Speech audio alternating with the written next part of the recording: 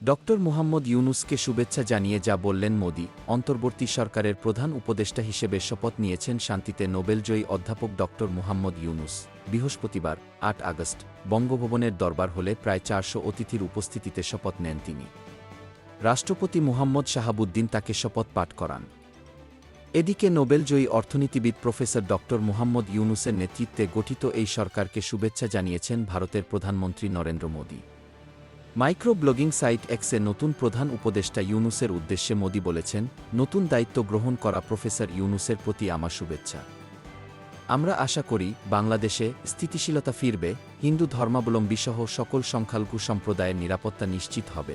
তিনি আরও বলেছেন, ভারত বাংলাদেশের সঙ্গে কাজ করার প্রতিশ্রুতি, উভয় দেশের নাগরিকের শান্তি, নিরাপত্তা ও উন্নয়নের আকাঙ্ক্ষার প্রতি বদ্ধপরিকর। প্রসঙ্গত, ডক্টর ইউনূসের পর শপথ নেন ১৩ উপদেষ্টা। তারা হলেন ডক্টর সালেহ উদ্দিন আহমেদ, ডক্টর আসিফ নজরুল, আদিলুর রহমান খান, হাসান আরিফ, তৌহিদ হোসেন, সৈয়দা রিজওয়ানা হাসান, মোহাম্মদ নাহিদ ইসলাম, ছাত্র প্রতিনিধি, আসিফ মাহমুদ সজীব ভুইয়া, ছাত্র প্রতিনিধি, ব্রিগেডিয়ার জেনারেল অবসর এম সাখাওয়াত হোসেন, ফরিদা আক্তার, ডক্টর আফহাম খালিদ হোসেন, নূরজাহান বেগম এবং শারমিন মুর্শিদ। গোলাম মোস্তফা ডেস্ক রিপোর্ট, বিই নিউজ, ঢাকা।